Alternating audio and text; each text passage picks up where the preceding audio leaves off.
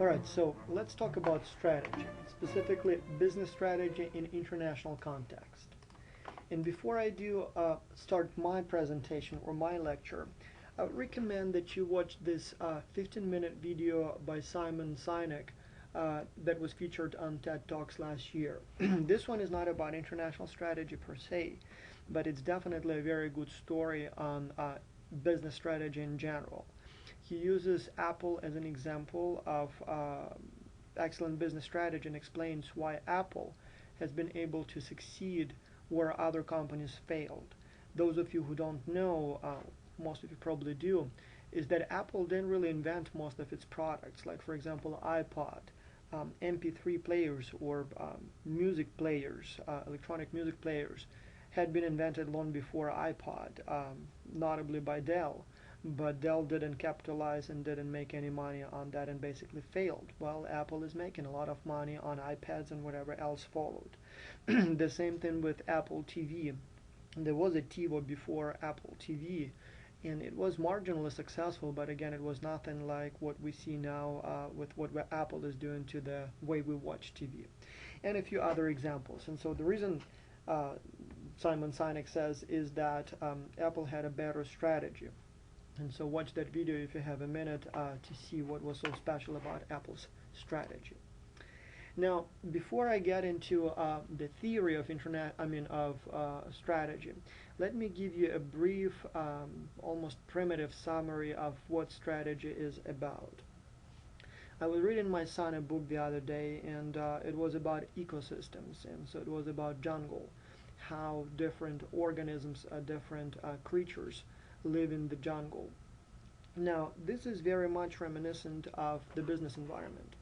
What we have here is essentially a bunch of living creatures or organisms that have survived for a long time, some of them for millions and millions of years, and have been very successful at basically what they do, at living.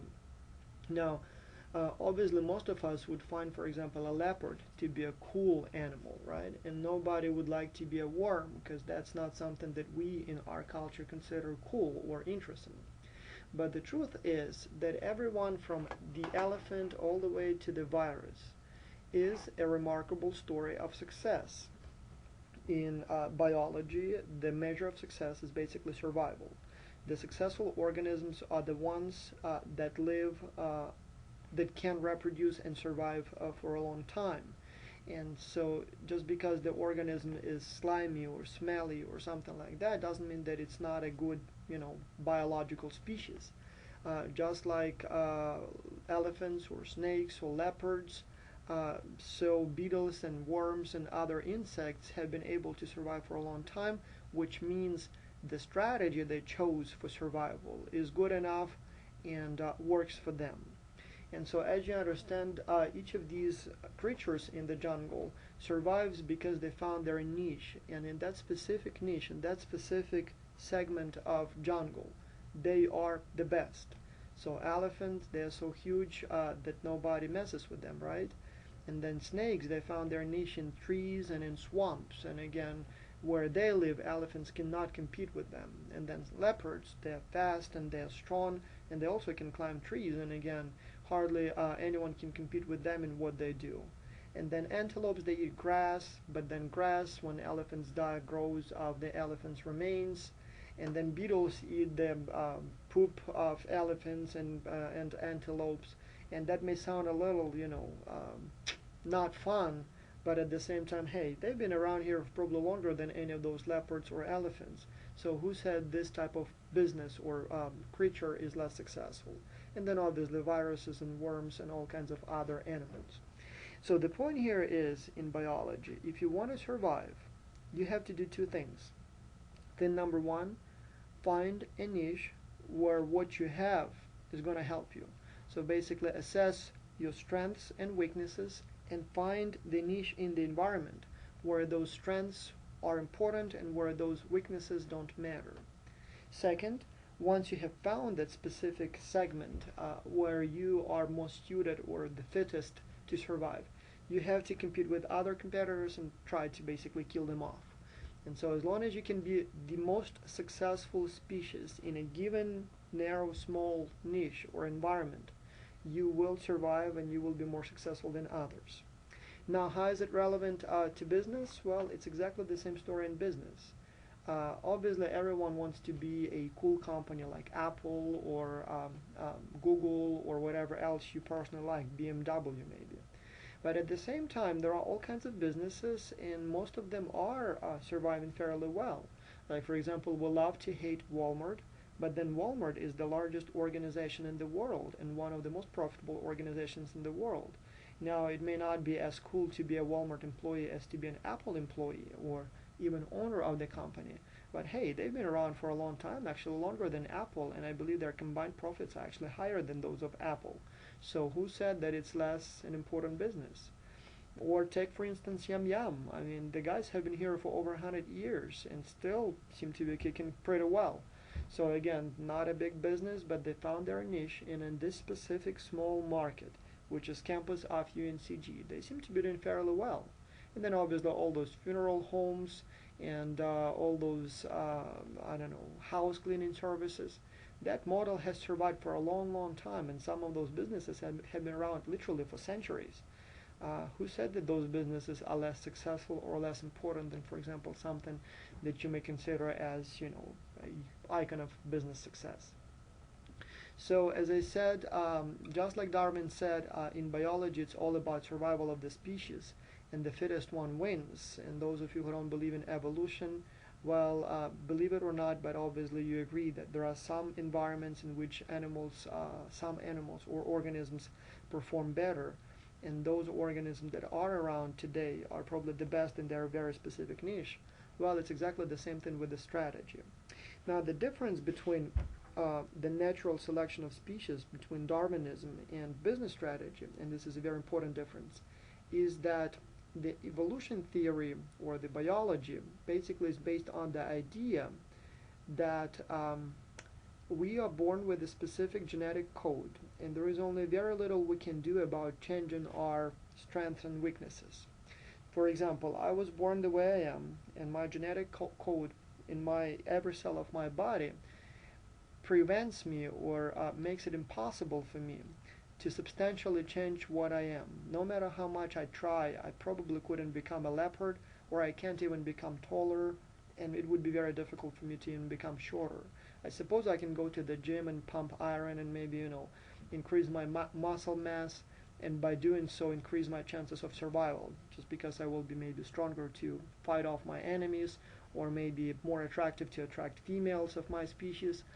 But other than that, I guess I can't really do much. Maybe study to become smarter. What's remarkable about strategy, business strategy, is that we in this case play the role in a sense of a creator. We can create our business the way we want it to be. And even when it's created, it's still possible to make remarkable changes to the DNA of our business. And so the point here is that unlike in biology, where we have to work with what we have, in business we actually have many more degrees of freedom, and we can manipulate or alter our business or adjust our business in ways that it's more suitable or fitter for a specific environment. And obviously, again, the advice would be first assess what strengths and weaknesses you as the business creator already have, or your business, if it already exists, has. But again, if you identify the niche where you want to compete, and when you know what it takes to be the winner in that specific niche, you can actually change your business to fit those characteristics and to be the most successful in that specific business environment. So that's good news. Now let's talk about strategy development, the very beginning. So how strategies are developed, why people do what they do, why companies have strategies they have. First, kind of the low-tech approach. One of my hobbies, I guess, is to ask people why they came to the country where they came to, or why they do what they do for a living. Like, for example, you know, I'm an immigrant, obviously. I've lived in a number of countries, and so I meet people in those countries from all around the world, and I would ask them, so how come you came to the United States or Canada or Germany, or why did you decide to settle in Greensboro? But then equally so, I'm very interested in why people have businesses that they have. Like, for example, why do you sell bananas, or why do you sell tires, or why do you make chairs and stuff like that. And turns out that in most cases people don't really have a clear strategy in place. It wasn't your elaborate process of where, the person sat down and thought, well, let me think about what I have. And so based on what I have, let me devise a strategy for my future business.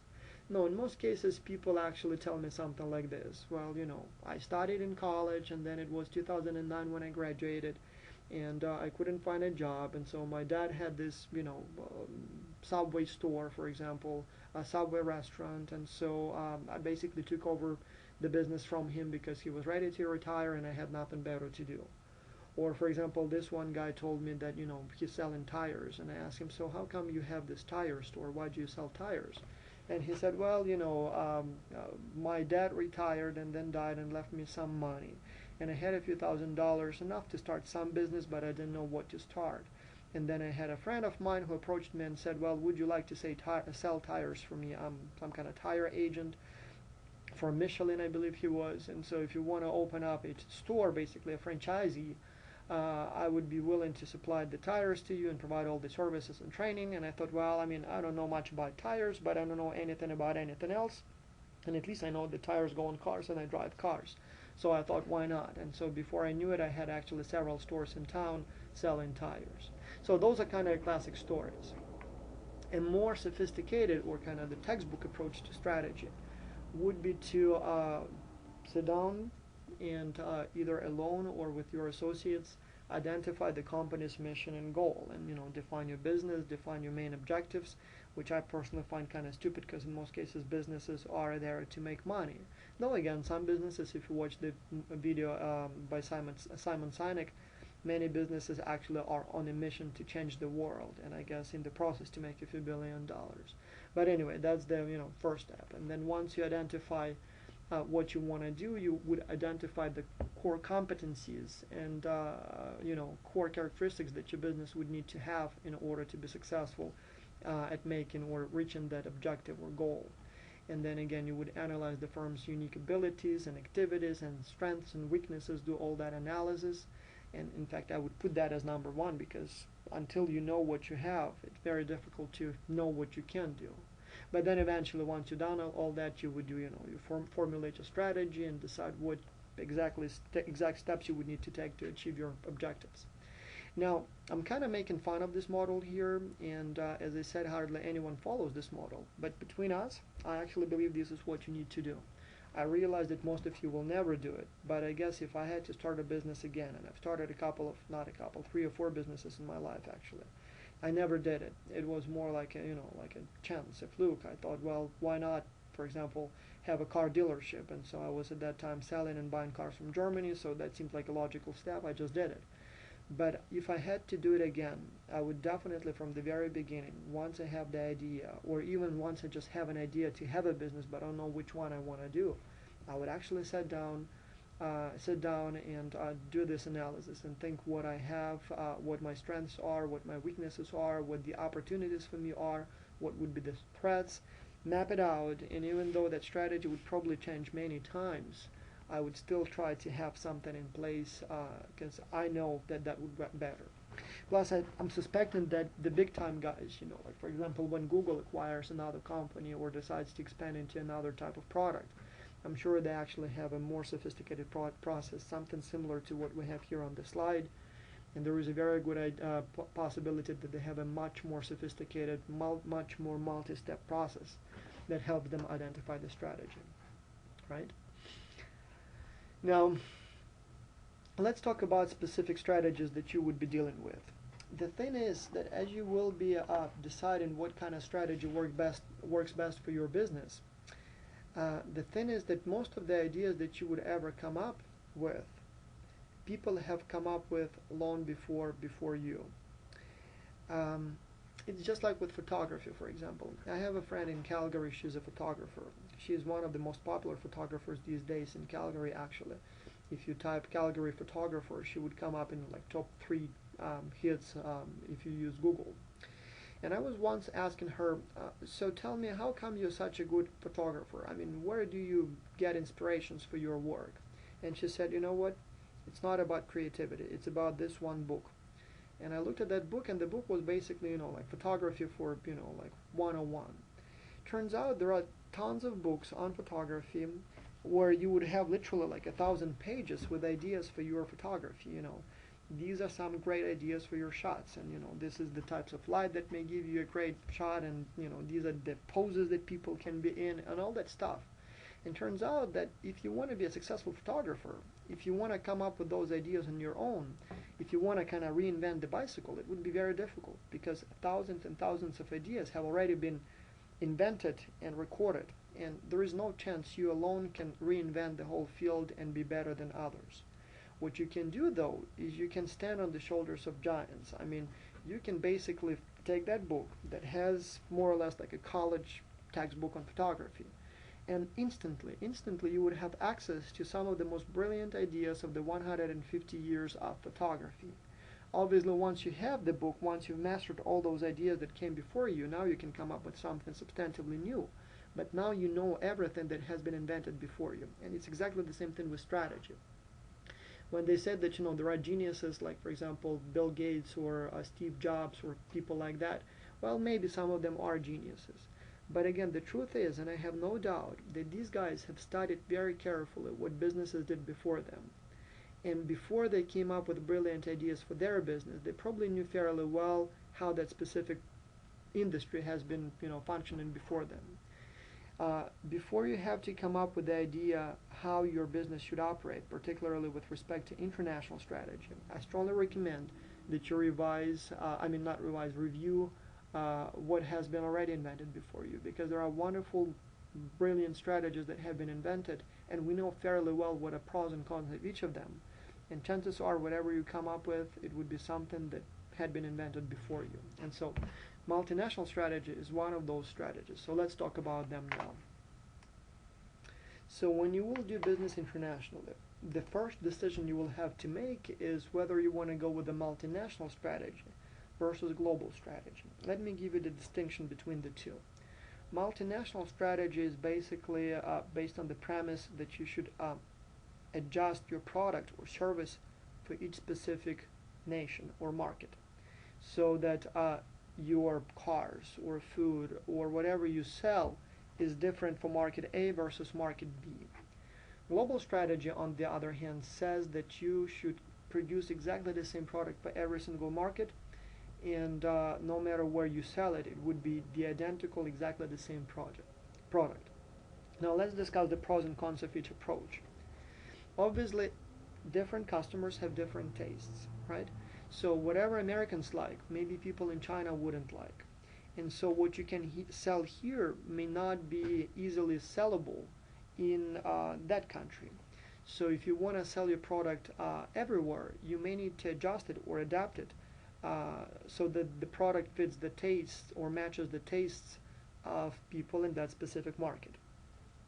Now, obviously, if you can do it, you can reach a wider audience, more consumers, but then at the same time, the problem with this strategy is that it may be too expensive to do. Obviously, you would have to develop multiple versions of the product, which requires money and time. It may be very difficult to do it because you may require, you may need to have market-specific knowledge. I mean, if at this time you wanted to sell something in China, how much do you really know about Chinese tastes? And it may be also difficult to exploit economies of scale. One thing is to make 10 million identical iPods. On the other hand, if you had to make 20 different varieties, only a few thousand of each, obviously it would be much more difficult to drive cost of each unit down, to drive down the marginal cost, because you would have such a variety. But anyway, let me give you an example of a company that has been very successful exploiting this strategy, Ford company. Unlike, for example, GM or some other automakers or Chrysler, Ford has historically had different models for different markers. We have here a bunch of models, and so some of them are typical European models and some of them are typical American models. Like, for example, Ford Mustang. This is an American, or a model for an American market. Nowhere else in the world Mustang is sold or popular. And I suppose you can probably see Ford Mustangs in other countries, but again, it wouldn't be your most popular model there. In fact, most people wouldn't even know what that is, and once they see it, they would say, well, why such a big car with so little space and utility in it? So it wouldn't be your most popular model outside the United States. And then Ford Taurus, that's an older model, but now you have, I believe it's what, Ford 500 that replaced Taurus. So those are typical American models. In Europe, they've had a different lineup of models. Like for example, this is a Ford Mondeo, which is a little bigger than Ford Escort, but a little smaller, or used to be smaller than Ford Taurus, while Taurus was still one of the cars. And then this one is the car that looks like it's wearing diapers. This is Ford Ka. You probably have never seen it in the United States, but it's a very popular model in Europe. It's a little bigger than Smart. It's probably the size of the Mini Cooper, right? So by adjusting its model lineup for different regions, for Asia, for Europe, for North America, Ford has been able to be kind of the local automaker in each of those markets. And traditionally it has had a larger market share than the other two American manufacturers of cars, particularly in Europe, but also in other regions. Now, when it also helped Ford was when in 2008 the crisis came, oil prices were still high at that time. Americans wanted smaller, more fuel-efficient cars, and so in 2001, I believe, Ford brought Ford Focus to North America. It was a model that was originally developed in Europe in 1997, I believe it went on sale. And so when oil started rising after 2001, September 11th, and even before then, it was a wonderful choice for American market because it was a fairly large car, but at the same time built in Europe, developed in Europe for European tastes, and so it was a very efficient car, and now it's one of the more popular models of Ford in North America. You can probably think of many more examples of companies that use multinational strategies, companies that adjust their products for a specific market, and I'll be using more examples later on, but I suggest that you pause here and think what other companies use or adjust their products for specific markets. Now, global strategy, on the other hand, is based on the idea that one size fits all, and so the advantages of this model obviously would be cost saving. When you have to make, and for example, Apple is known for using global strategy. Apple sells their iPhones and iPads in virtually identical specifications, with virtually identical specifications all around the world. The only thing that really changes is just the interface language. Other than that, it's exactly the same iPod, it's exactly the same iPhone, iPad, all around the world. By doing so, Apple can save lots of money by selling exactly the same product everywhere. It reduces its marginal cost, and so the price of the product can be significantly reduced, or the profit of the company can be significantly improved. But then obviously one of the challenges may be that this approach may overlook varying buyer preferences in specific markets. And with Apple, it seems like everyone seems to be happy with iPads and iPods the way they look. But then again, I'm guessing if they had, for example, an orange version or red version of Apple, that model would be probably more popular in China, where these colors are color symbols of prosperity and achievement. And so I'm guessing those consumers would prefer yellow or red color or orange color to the traditional white or black or silver. But then again, that's just me speculating here. Obviously, the global strategy approach may not work for all markets and for all products. Can you think of more examples? Well, again, going back to auto business, GM has been pretty much selling exactly the same models in every country. And maybe this is why it's so popular, for example, in China, where tastes are surprisingly similar to those of Americans. But not so popular in Europe, where, for example, Europeans prefer a different type of cars, right? Now, here's your first question, just to make sure that you've been following me, and just to give you a preview of what you are likely to see on the exam.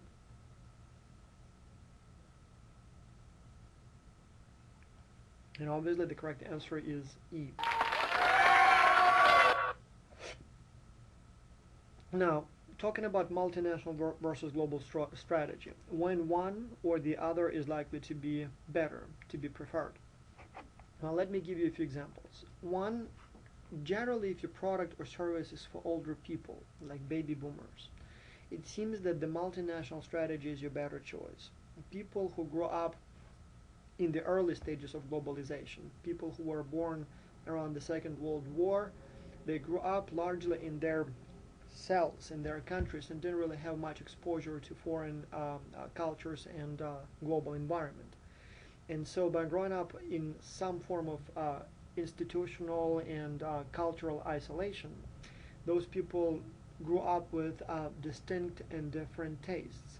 And so if you want to sell, I don't know, anything from medication to perhaps, clothing for older people to maybe cruises or other tourist types of packages, you might want to adjust your product to meet the tastes of your consumers in specific market.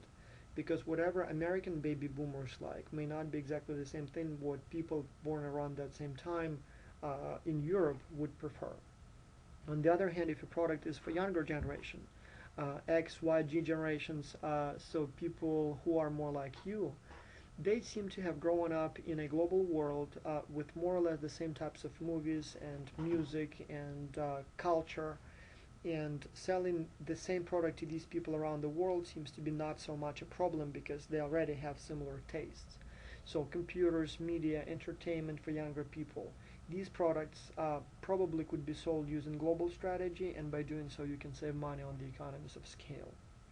There are, however, notable exceptions, and so I guess you always have to keep that in mind.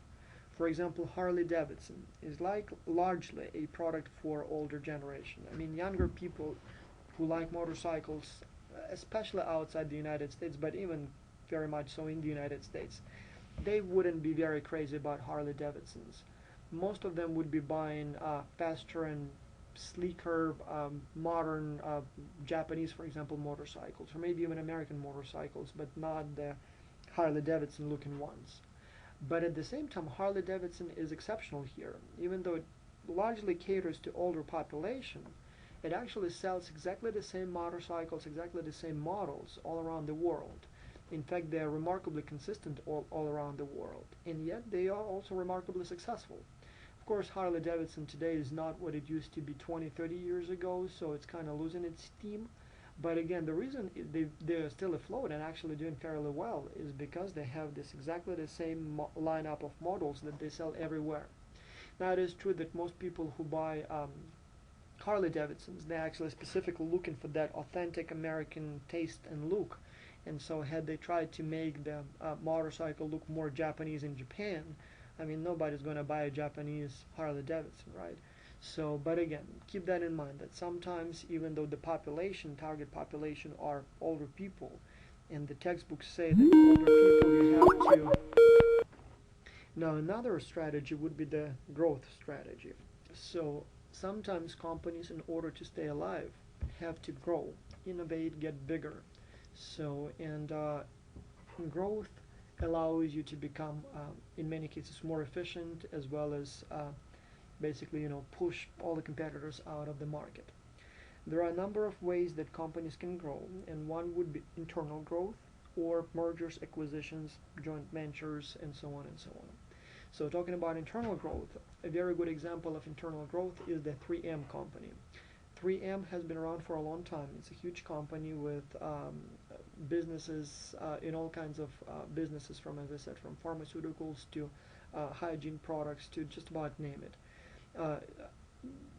The way 3M grows is that they encourage innovation from within the company. And essentially the company is almost like a collection of small companies.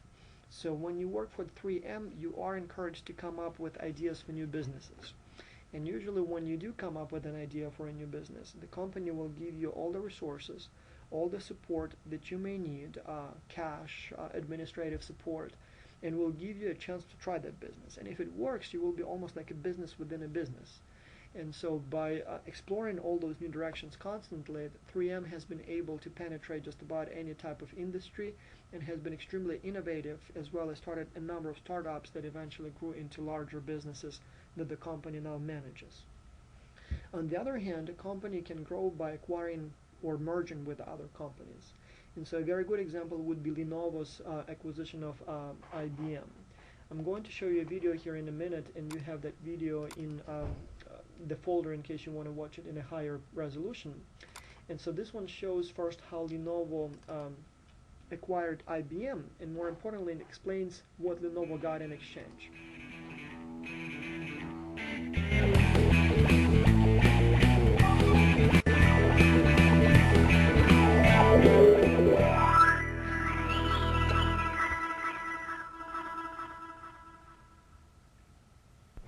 Now to big business news today. One of America's great companies is selling part of itself to the Chinese. IBM was a pioneer in the development of the personal computer. IBM is selling its PC division for nearly $2 billion. Another example of commercial life in which the Chinese are coming. ABC's Mark Litke is in Beijing. Over the past decade, China has become the world's manufacturer of, well, just about everything. From garments to gadgets, increasingly sophisticated, increasingly high quality. Now, China is determined to step out on the global economic stage in a big way. Today's announcement will come as a shock to some Americans, but get used to it. China is on its way to becoming for global manufacturing what Saudi Arabia is for global oil. The Chinese company will instantly become the world's third largest computer firm. It will have a respected foreign brand, giving it more prestige at home, and it will have immediate access to IBM's well-established global network. And that is the goal of a growing number of large Chinese firms here, like Haier and TCL. Never heard of them? You will. Haier established itself as China's top appliance maker. Now its mini refrigerator can be found in small homes and college dorms all over the world.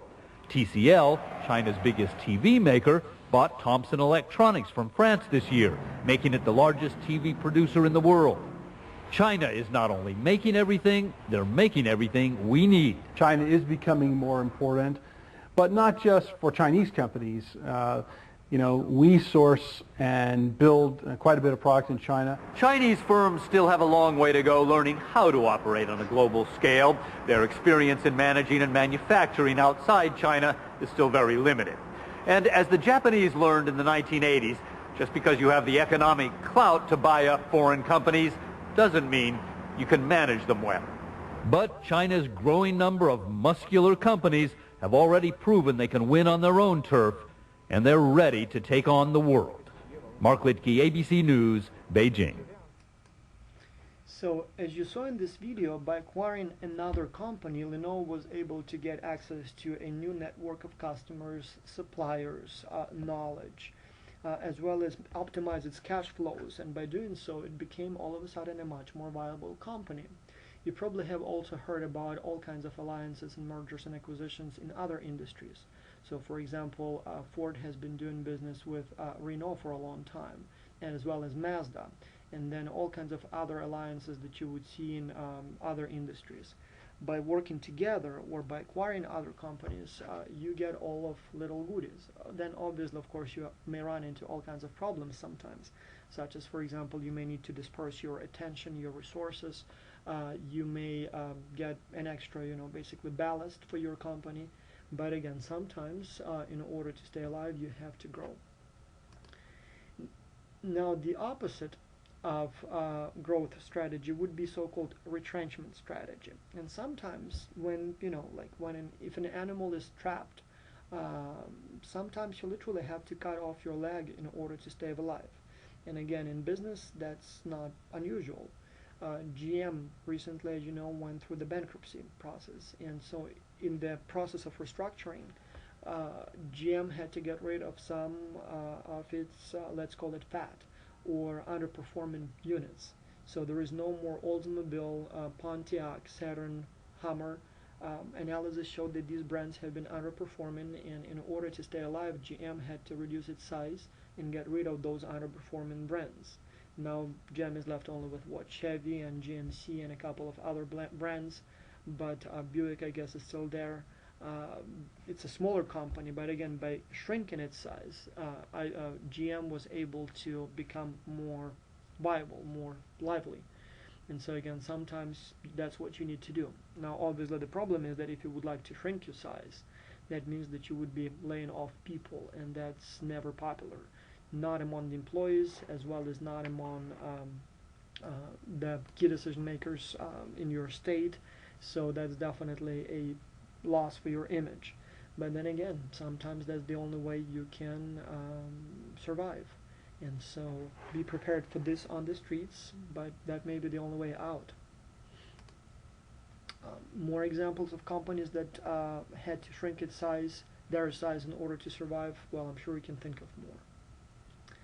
Now, combination strategy would be a combination of growth and combination of retrenchment. So you would be getting rid of something that is not working, and you would be trying to add new capabilities that presumably will work. And in fact, GM would be a better example of combination strategy as opposed to retrenchment. Yes, GM did get rid of a number of brands, of a number of factories, a number of dealerships, but at the same time it was adding new capabilities. Like for example, Chevy Volt is designed or envisioned to replace some of those bigger underperforming cars, such as those made under the Pontiac or Oldsmobile brand. And so investing in promising units while cutting the units that are not performing well would be the combination strategy. Now here is another question, and hopefully you can answer this one. And so obviously this would be the combination strategy that we just discussed. Now, more interesting strategies. Differentiation strategy. This is probably the most fascinating one. Often you can charge more for your products and your services. You can increase your profit margins if you can differentiate yourself from competition. If you can find differentiating points and you can tell that I'm not like everybody else, there will be people who will be willing to pay extra to get your not like everybody else product. Apple is probably the best example here. There are many computer makers, and Apple's computers, strictly speaking, is just a computer. But Apple has always differentiated itself based on the quality of the product, based on the design, remarkable design. I'm not a big fan of Apple, but one thing I cannot reject or cannot deny is that Apple is fantastically good at designing beautiful products. And then obviously they always were trying to differentiate themselves by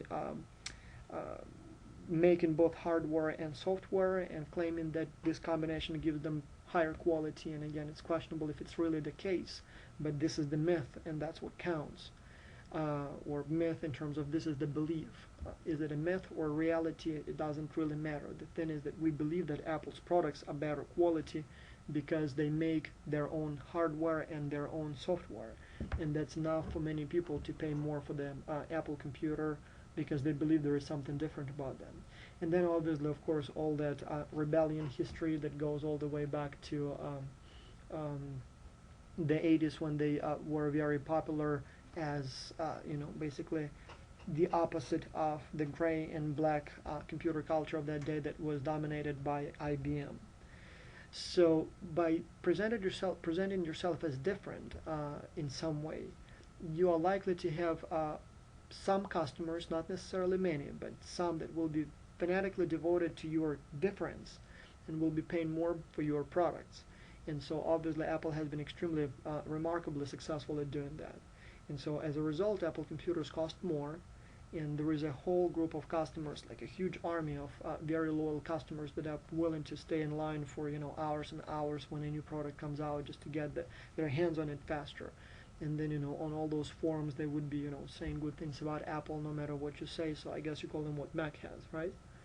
Obviously, when you want to be different, you will likely incur higher cost of production because some of the components that you will be using will be not the same components that, not your generic components. So it will cost you more to develop them and to use them. And then obviously you will be doomed to have only a portion of a market. Not everyone can be different, or if everyone uses your product, then no longer you are different because you are the only one manufacturer. Anyway, here is a very interesting video that shows how Apple was creating this image or brand of difference in the 80s.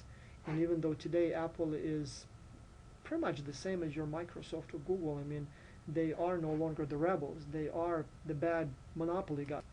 But the image stuck, and so we still think of Apple as different rebellious company. And so here is how the whole thing started. So in this video, that's one of the most successful commercials of all times, often voted as probably the most successful.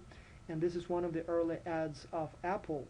And it was released at the time when, again, when we said computers, we meant IBM. And IBM culture was very much men in black, you know, gray or black suits, and very conservative, very traditional culture.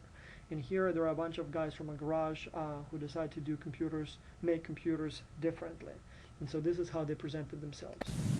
Today we celebrate the first glorious anniversary of the information purification directives. We have created for the first time in all history a garden of pure ideology where each worker may bloom, secure from the pests of a contradictory force.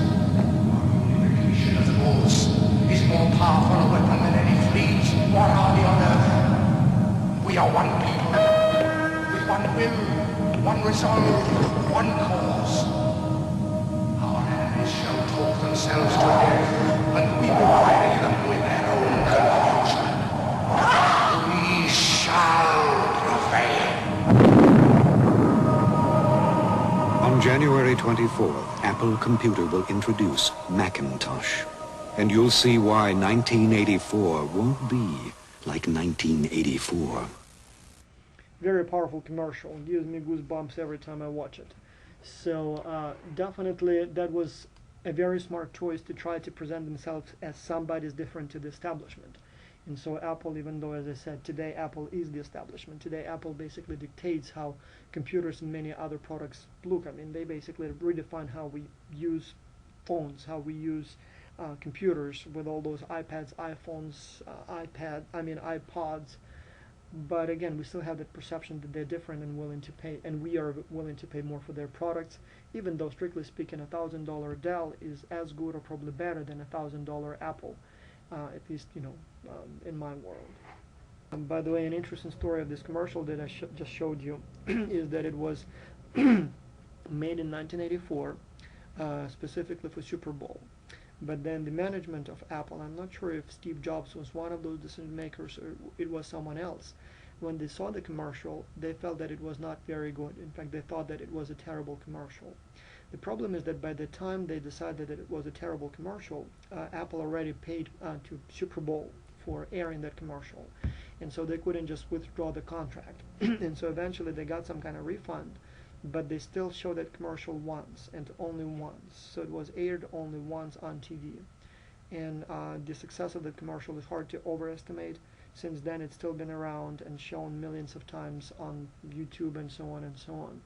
And it's kind of remarkable that the people at Apple that we see as visionaries, they actually didn't recognize the potential of this commercial, and only due to a mistake of the money people, accounting people, the commercial was aired, and the rest is history.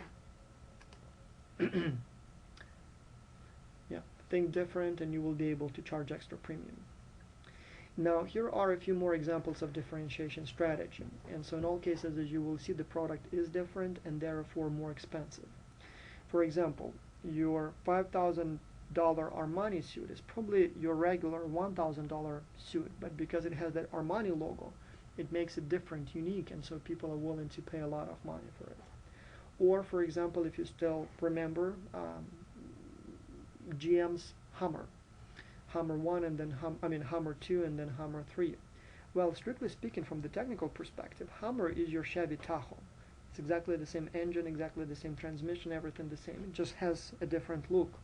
But because of that different look, all of a sudden it looks cool, and so people are willing to pay much more, and so there is again a whole army of devoted followers and people who paid extra cash to get that Hummer just to have that tough look. We're talking about the car makers. Again, most car makers recognize that there are some people who want to go with a generic product, and there are some who are willing to pay extra to have something different. And so most automakers would have different brands for different segments of consumers. So Toyota has the generic Toyota brand, but then they also have the Lexus brand for those who want something different. Honda has Honda, but then also Acura for those again who are willing to pay more. Nissan has Infiniti, and then Volkswagen has Audi, and even though again the two are not quite the same, but they are on the same under the same umbrella. And so strictly speaking, when you look at the parts, when you look at the transmission, you would see that, for example, Volkswagen and Audi share lots of their components. In fact, parts numbers would even be the same. It's exactly the same thing with Honda and Acura. I mean, your Acura TL would be pretty much the same Honda Accord, and in fact, the engine, everything will be the same. But again, it has some little extra goodies, and so people are willing to pay pretty much twice as much just for that, difference. Now, here is a question. We talked about how companies can differentiate themselves, right? And so we talked about companies differentiating themselves based on quality or design or image that they have. What would be the least likely method that companies would differentiate themselves?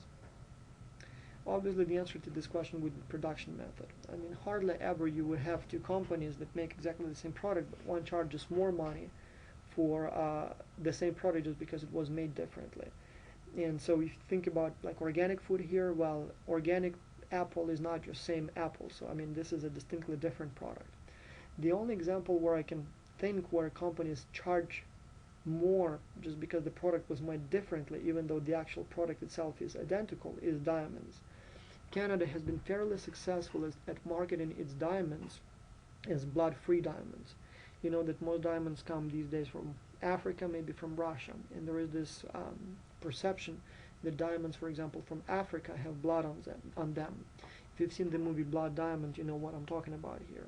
Canada tries to sell their diamonds as blood-free, clean diamonds, because presumably it is a peaceful country, and people who work in that industry make decent living, so there are no child slaves digging those mines and digging for diamonds, right? And so Canadian diamonds are not any better than African diamonds. I mean, they are probably exactly the same in terms of all characteristics, but holding everything else constant, people seem to buy that story and willing to pay more for Canadian diamonds, especially if it's for remarkable occasions, like for example weddings and stuff. So people often would prefer to go with Canadian products, even though it may be more expensive and not better in terms of the clarity and hardness of the rock itself, but because of that production method difference. But other than that, I can't really think of any other examples of products that are differentiated based on production method. And so obviously quality, design, brand image, warranty, and service, those are much more likely methods to differentiate the company, or differentiation point. Now this one is very interesting, low-cost strategy. Don't confuse low-cost strategy with low-price strategy. No parallels here. Low cost, that's the strategy that is built on the volume, and because of the volume and efficiency, you get the low cost of operating the business. Marginal cost is lower than it would have been otherwise. And good examples of low-cost strategy would be those huge retailers, like for example Costco or Sam's Club. And again, I almost regret that I use Sam's Club and Walmart here, because again, they tend to sell cheaper products. But again, low-cost strategy has nothing to do with cheapness. Like take for instance Costco. I mean, if they sell jeans, that would be what Levi's. If they sell sneakers, that would be Nike or Adidas or something of that kind. So it doesn't have to be a cheap product, but because of the huge volume, the cost of that delivering that product to your garage or to your pocket or to your closet, the cost is lower. So because of the volume, because of the efficiency, because of the innovative approaches. And so by increasing volume and increasing efficiency, companies can compete and can basically push out all those pops and mom stores out of business, but not because Walmart's or Costco's products are necessarily better or cheaper for that same matter, but because they are much more efficient and they can deliver the product with a lower markup. If we talk, for example, about Walmart, do you know what Walmart's profit margins are? Like when you buy a $10 product at Walmart, do you know how much Walmart makes on it? On average, it's about 2%, but there are many products that are sold at less than 1% markup. And again, it doesn't have to be a cheap product. It can be your same Apple iPhone. They sold those, or iPad, or whatever else they have been selling. The thing is, because of the Walmart, and because of the volume and the remarkable efficiency and logistics system that they are able to deliver the same product for a much lower price. And because of that, it's a lower price of operating the business. And because of that, they can easily compete with all those smaller stores that just never can match Walmart in terms of or Costco or other retailers in terms of their efficiency. Another interesting story here that I would like to say is that we love to hate Walmart, but at the same time, Walmart consistently scores in top 5 in the United States and in the world as an innovative company. When we talk about innovation, we normally think Apple, Google, those kinds of companies. But reality is that Walmart is extremely innovative. These guys came up with so many wonderful ideas for delivering products and logistics. You can't imagine.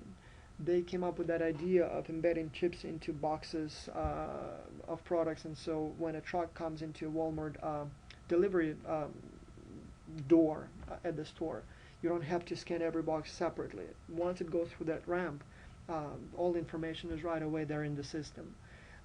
They also came up with the self-checkout idea, and again, it's saving lots of money, and then other companies followed. They made so many different inventions in how to deliver goods from the manufacturers to the consumers that even though, again, those are not innovations as innovative products, but those are innovations as innovative ways of doing business and pushing products from point A to point B. And so that's quite remarkable. And again, by doing all that, by being efficiency leader, they have been able to drive prices down, save billions of dollars for us, the consumers, every year, and then at the same time still maintain fairly high quality of the products. And the same thing can be said about Costco, as well as some other retailers that specialize in better products, like Target maybe, and so on. Now, focus strategy. This one's interesting. Focus strategy is based on the idea that you focus on a specific segment of consumers. There may be not many of those consumers around, and the product may not necessarily be an expensive one, but as long as you can find or identify a market segment that needs a specific product, and you are one of the companies or one of a few companies that deliver that product, those people in that focus group or focus segment would be willing to pay more because this is what they need. And I'll give you a few examples. One would be ethnic food stores. Like this one is Babushka, that's a Russian food store. And obviously it caters mainly people from former Soviet Union. And I think this is actually a restaurant or maybe a food store. And you probably would see sometimes Chinese food stores or Middle Eastern food stores or Indian food stores and so on and so on. So when you go to one of those stores, you hardly ever see people of different ethnic origins. It would be, if it's a Russian food store, mainly, as I said, people from Russia or former Soviet Union. Or if it's Middle Eastern cuisine, it would be people mainly from the Middle East. And there may be not so many of them. Like, I don't know how many people from Russia are here in Greensboro, but there is one, and I believe they actually call it the Yugoslavian store. And so that store sells food from that region. In fact, most of it comes from Ukraine, and much of it is made in my town where I was born. Now, I don't go there often, but sometimes I kind of, long for that taste that I know from childhood, and sometimes I go there. And so a can of juice or whatever you buy, sausage there, they would be more expensive than what you would pay for a comparable product at Costco. But I'm willing to pay the extra because, because of that specific authentic taste or look. And so it's only one small store in Greensboro, but that one small store focuses on a specific segment of population. And that specific segment of population is willing to pay extra for that specific product. And so this would be a very successful strategy if you can identify that specific segment with a very specific need that is not satisfied. And if you are the guy who satisfies that one specific need, even though your business will not be huge in terms of what you deliver, but it will be definitely very successful, and you will be making a lot of money per product, per unit, per employee, and so on and so on. The same thing maybe, for example, when you talk about airlines, when you focus on customers who have a lot of money and would be willing to pay whatever it takes for some extra comfort, like first class, not even business, first class. First class tickets are at least twice and usually 3 or 4 times as expensive as regular tickets. But there are people for whom money is not that important, and they would pay a few extra $1,000s just for those extra few inches of leg room, or for that ability to go to the first class lounge while they wait for their next flight. And again, if you can identify that niche and can cater to their needs, again, they would be willing to pay much more for comparatively to what they get, and so you will make a lot of money. Now again, your questions here. I thought we already had that question, so that's combination. Sorry. Now, there is a very interesting movie in your folder, and it's called Nike Paradigm. It's fairly long, so I'm not going to show it here, but you have it in decent resolution in the folder. I highly recommend that you watch that movie. It's about international business strategy, about how Nike became or is becoming #1 brand in the world, and how they manage their production networks and supply chain all around the world. Very interesting video, and so I recommend that you pause here and watch that video. It's about 16 or 17 minutes, and I will be referring to the video in the next few minutes, as I will be talking about a few more strategies. So one of the challenges that you will have is how to organize your company in terms of its structure. And so one of the choices you will have to make would be to go with a centralized versus decentralized structure. Obviously, each of them has certain advantages and disadvantages, and so centralized structure works best when you have to coordinate your units very well, right? When you want to have financial control over your financial streams. It also works very well, or recommended, when you have subsidiary structure where one subsidiary's output is another subsidiary's input, and so again, then coordination is very important, and so centralized structure works very well. At the same time, if you have subsidiaries in different markets, and local responsiveness is very important. Obviously, you want to have a decentralized structure. You don't want your subsidiary manager to have to call your New York headquarters every time the manager needs to make a decision. So also, if you have to make the decisions fast, it's also very important to have decentralized structure. If the differences in local environments are huge, cultural or institutional or economic or political, again, you probably want to have a decentralized structure, because again, one size fits all will not work in that structure. And then obviously accountability.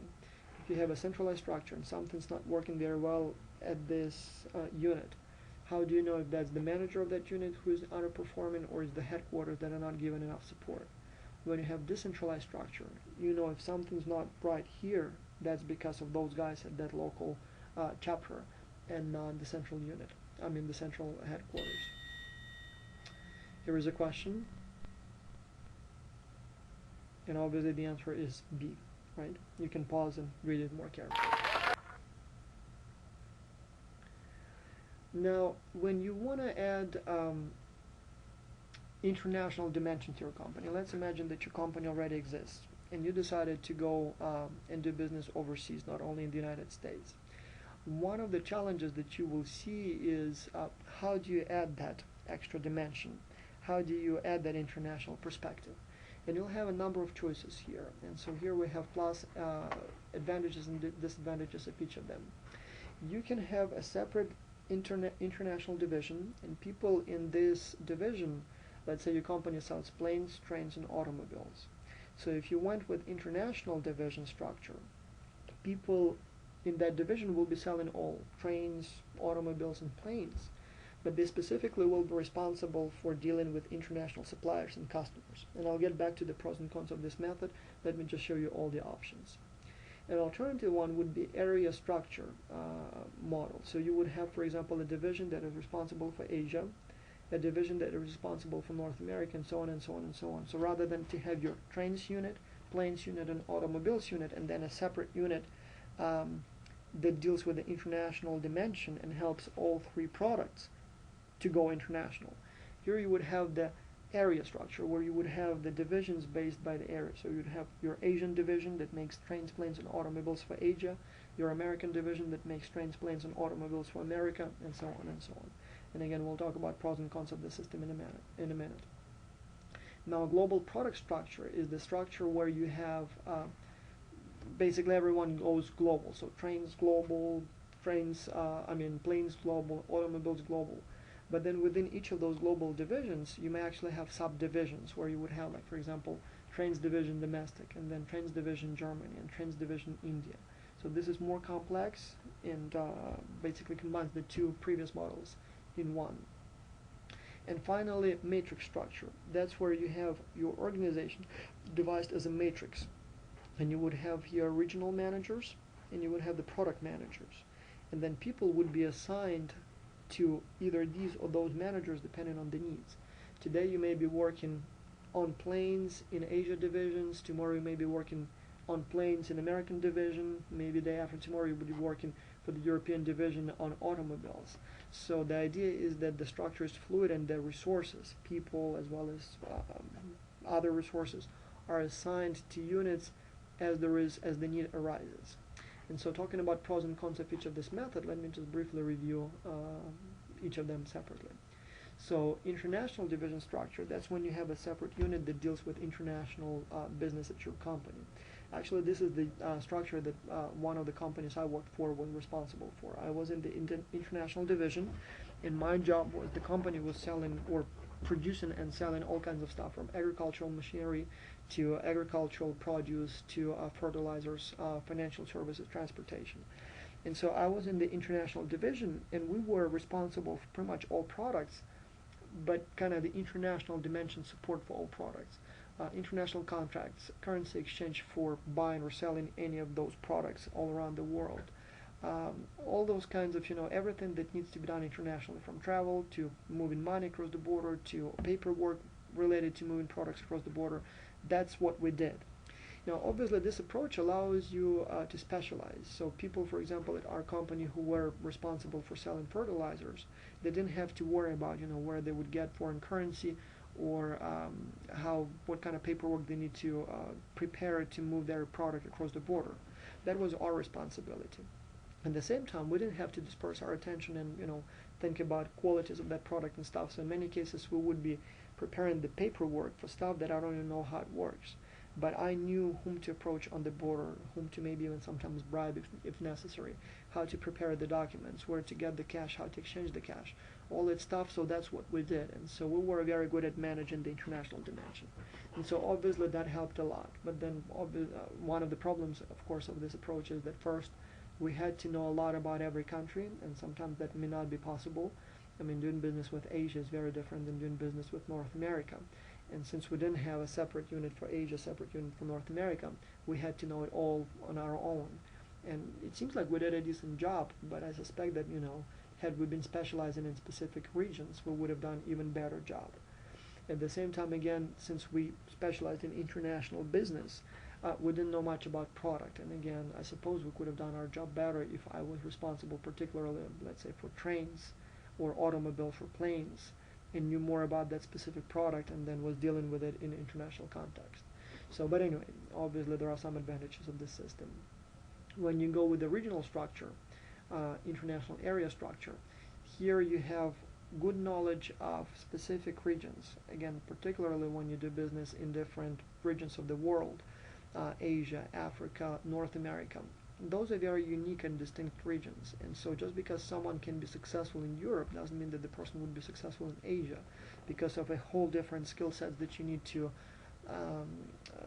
be successful in that region. And so the area structure, international area structure, allows you to have people who specialize in specific regions, geographic regions, and by doing so they become more successful. And so, like for example, CIA normally does it. So if they have an operative who is trained to work in the Middle East, the guy may be completely useless in Latin America, but the guy knows how to do special operations in the Middle East, and so that specialization allows for better performance. But then again, the problem would be duplication of functions, right? So you would have accountants who deal with Japan, accountants who deal with North America, and so on and so on. So you end up almost like with a company within a company. And so it may not necessarily be the most efficient structure in terms of the number of people needed to run the company, even though the operatives or your sales personnel may be more specialized in geographic area and may work better that way. But again, the support structure that they need may need to be created separately for each of those divisions, and as a result you may be wasting some resources that way. Now, global product structure seems like the combination of the two, and almost like the best of the two worlds, but it's also the worst of the two worlds. I mean, on the one hand, you have the greatest specialization, but then at the same time, it's the most resource-demanding structure, and so you have duplication here, you have inefficiencies and stuff like that. So this works and makes sense only when you have very different products and only when you have very different regions that you work in, as well as when the company is large enough to have to be able to afford all those different resources. Matrix structure. This one's tricky. There was a time when we thought that matrix structure would be the way to go in the future. We thought that it would be the future of business. It sounds so well. I mean, fluid structure, resources go to where they need it and stuff like that. The reality, though, is that it may be the most confusing structure too. It seems to work well when you have a smaller company where everyone knows everyone, where the employees are young people, like all those software companies, where moving a person from one area to another is not so difficult. If today person writes code for a game and tomorrow has to write a code for, I don't know, a serious, let's say, Apple app, not a huge change, and so that would work very well. But when you have a company with different products, different structures, different areas, especially when you have older people who, all their life worked for one manager and prefer this clear structure, and all of a sudden you put them in this chaotic matrix environment, in most cases it doesn't work that well. So again, it looks very fine and promising on paper, but in reality it definitely leads to all kinds of confusion, problems, and so on, and does not work very well in all cases.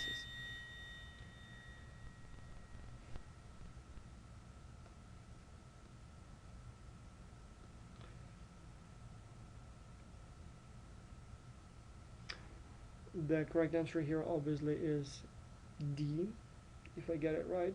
And if you have any doubts, just go back, scroll down, and just look at this definition. Organizational structure that splits the chain of command between products and area divisions. So we have products and area divisions, global product structure, right? D.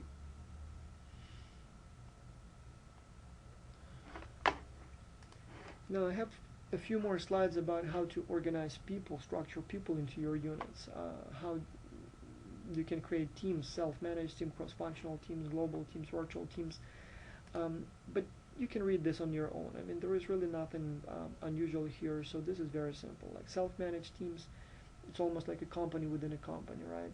And so this works very well when you want accountability, when you want to motivate your people, because people always work better on their own business. But then again, if you have self-managed teams, it becomes difficult to manage, to coordinate them.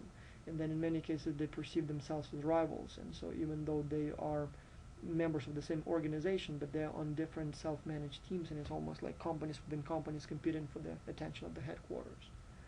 If you go with cross-regional teams, so when you have, for example, groups of employees in similar positions but from different regional offices, like for example a team of accountants, and one from Asia, one from North America, one from Europe, it works very well for learning when they exchange ideas, also very well good for brainstorming, but again they may not see each other's problems because they come from such different backgrounds, and so that may lead to all kinds of complications.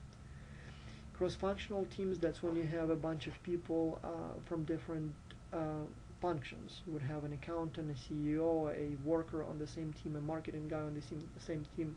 Again, works very well for brainstorming and learning, because I as an engineer may envision my product one way, but until I talk to the accountant who says that we don't have the money to develop the product the way I envision it, I may not even realize that what I have in mind is not doable.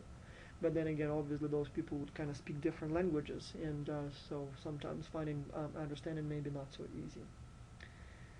Global teams, again, when you have a team of top managers, for example, from different headquarters in different regions, they come together, for example, to devise strategy for entering a new market. Again, wonderful for brainstorming, wonderful for learning.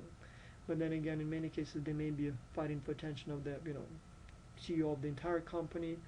And then often these teams are really like retreat teams where they just drink and have fun all the time, and not necessarily are very productive as as they should be. What virtual teams are, and that's when people communicate over the internet. Definitely saves a lot of money on commute, makes it much more efficient.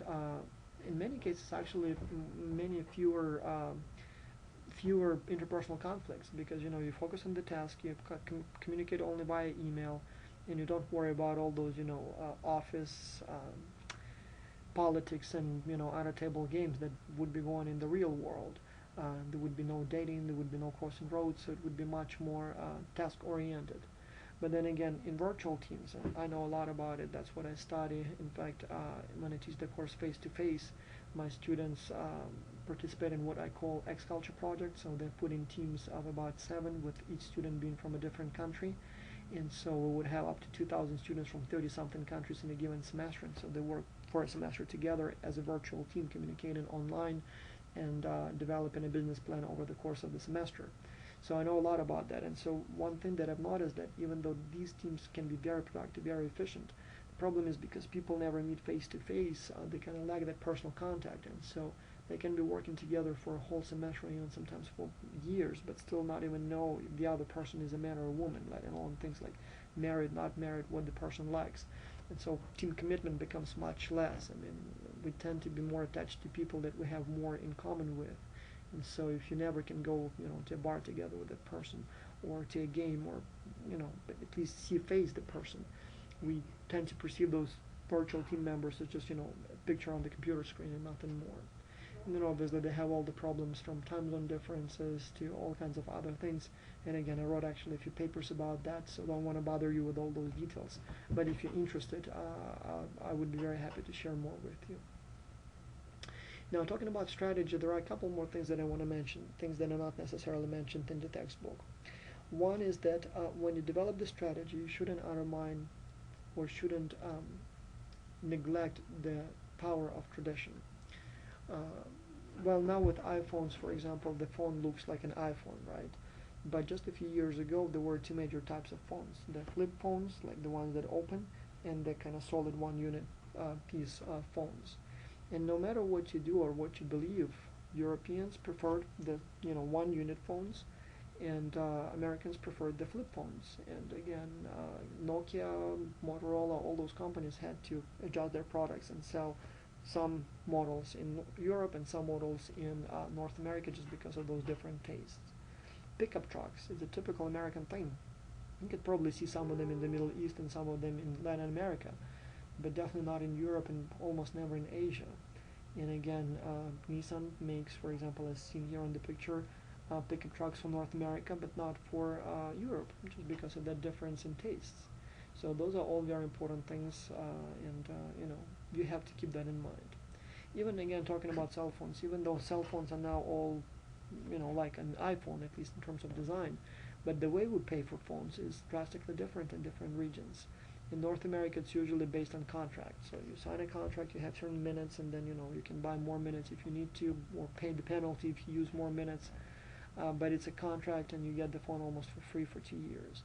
In Europe, normally you buy the phone and then you buy the minutes for the phone, and so they don't pay for the incoming phone calls, and they have a distinct number for the cell phones, usually with a different area code that is a cell phone area code.